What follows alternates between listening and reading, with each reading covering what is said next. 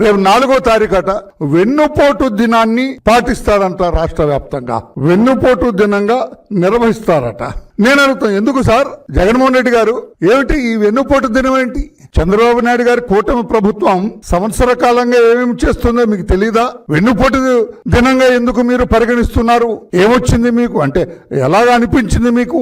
అంటే మీ తాతగారు రాజారెడ్డి గారు అప్పట్లో వెరైటీస్ యజమానిగా ఉన్న నర్సయ్య గారు కదా, ఆయన జింకా వెంకట నర్సయ్య గారిని మట్టుబెట్టి ఆ మైండ్ ని లాక్కున్న దానికంటే పెద్ద వెన్నుపోటు చేశారా చంద్రబాబు గారు ఈ సంవత్సర కాలంలో?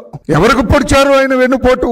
జింకా వెంకట నర్సయ్య గారికి మీ తాత వేసిన పోటు కంటే పెద్ద పోటు వేశారు అవునా చంద్రబాబు నాయుడు గారు? పోనీ మీరు మీ తండ్రి ముఖ్యమంత్రితో అడ్డు పెట్టుకొని 1,00,000 కోట్లు ప్రజాధనాన్ని కొల్లగొట్టారే, దానికంటే పెద్ద పూట ఏమండి? భారతదేశంలో అత్యున్నత దర్యాప్తు సంస్థ సిబిఐ వాళ్ళు దర్యాప్తు చేసి 43 లక్ష కాదులేండి 43,000 కోట్ల రూపాయలు మాత్రమే అవినీతికి పాల్పడ్డాడు జగన్మోహన్ రెడ్డి గారిని ఛార్జ్ షీట్లు వేసినారు. మీ మీద 11 ఛార్జ్ షీట్లు the CBI has filed against you.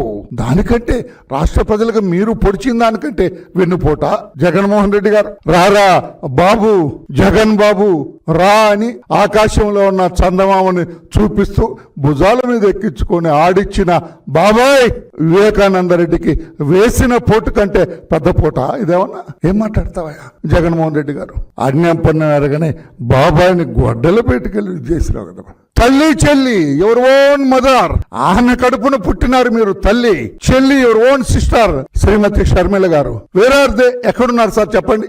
మీ వెన్నుపోటుకు భయపడి, మీ గొడ్డలి పోట్లకు, మీ కత్తి పోట్లకు ఆలోచించుకుంటుంటేనే షివరింగ్ వచ్చి పారిపోయినారు కదా. మా అన్న దగ్గరికి వెళ్తామని చెల్లి అంటుందండి. మన చెల్లి అంటే మీ చెల్లి. లేదు నా కొడుకు దగ్గరికి వెళ్తాను అంటుందండి అమ్మ.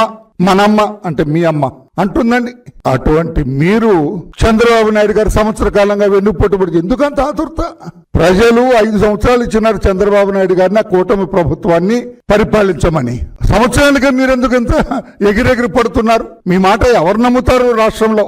మీ మాట ఎవరు నమ్మబోతున్నారు రాష్ట్రంలో అని చెప్పి కూడా నేను తెలియజేస్తున్నా.